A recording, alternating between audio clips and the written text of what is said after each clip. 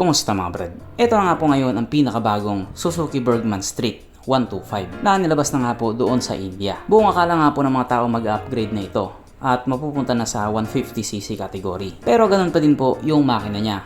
Same pa rin doon sa nauna. May mga kaunting pagbabago lang. Pero pagdating nga po sa itsura niya, malaki na rin talaga yung pinagbago niya. Hindi ko naman po sinasabing pangit yung mga naunang version. Kasi kung makikita po natin, ang dami pong bumili. Ibig sabihin na nagustuhan po nila yung quality ng motor. At idagdag mo pa na isa nga din po itong Suzuki Bergman Street sa may pinakamatipid kumonsumo ng gas pagdating sa mga scooter. Ang pinakareklamo nga lang po nila, or kung reklamo man ang tawag doon, ay maliit nga po daw yung gulong. Kasi nga 12 inches lang yung mga gulong niya. Pero kung babalikan nga po natin, mas maliit yung pinaka nauna. Kasi 10 inches lang talaga yung gulong niya sa likod. Kaya nga po yung iba nag-DIY na lang. Yung gulong sa likod pinalitan po nila ng 12 inches. At meron nga din pong mangilang-ilan na sinalpakan nila ng 14 inches na gulong. I mean 14 inches na mags. Pero yung mga ganong senaryo, magastos na yon. Hindi po kasi talaga biro yung mag-modified ka ng motor. Tapos huhulihin ka pa ng LTO kasi bawal daw. Pero kung makikita nga din po natin yung ibang mga nag-modified, sulit naman talaga yung ginawa nila kasi mas lalong pumogi yung mga motor nila. Dito kasi sa Bergman Street, gwapo naman talaga yung itsura niya. Sa gulong lang talaga sila nagka-problema. Ito kasi yung klase ng 125cc na maxi scooter talaga yung vibe niya. Masarap daw talagang dalhin. Pero syempre para hindi naman tayo bias, may mga tao nga din pong mangilan-ngilan na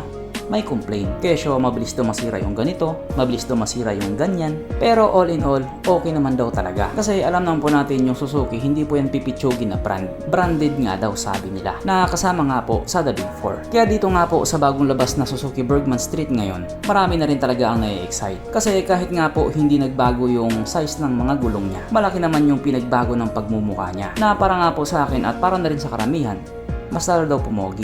At maganda nga din po yung mga kulay niya. Kaya ang tanong nga po ng mga tao ngayon, kailan ilalabas sa Pilipinas? Kasi yung iba hindi na daw talaga makapaghintay. Gusto na nilang bumili. Syempre ganoon naman talaga pag may bago, nakaka-excite. Pero pag tumagal na at may nasira na, nakakabuisit na yan. Iba pa naman yung piyesa at yung maintenance ng automatic. Talagang mahal. Tapos kukuparin ka pa ng mga kupal na mekaniko. Kaya tip lang sa mga nagmumotor, dapat may basic din kayo na knowledge about sa motor nyo. Para kahit papano alam nyo kung ano yung sira ng motor nyo. Pero kung parang masira na yung ulo mo kaka-troubleshoot sa motor mo tapos hindi mo pa rin alam kung ano yung sira ng motor mo, ipagawa mo na yan. Syempre doon sa mga trusted na mekaniko. Kahit papano naman meron pa rin talagang mga mabubuti at maayos na mekaniko. Pero bihirang-bihira na lang yun. Mas marami pa rin talaga yung mga kupal. Pero ang tanong nga po ngayon, kailan nga ba ilalabas sa Pilipinas itong pinakabagong Suzuki Bergman Street 125? Ang sagot nga po, hindi po natin alam. Kung meron mang nakakaalam, si Suzuki Philippines lang yun. At sa ngayon nga po, yung dapat natin gawin, mag-abang at mag-ipon kung gusto mo tong motor na ito.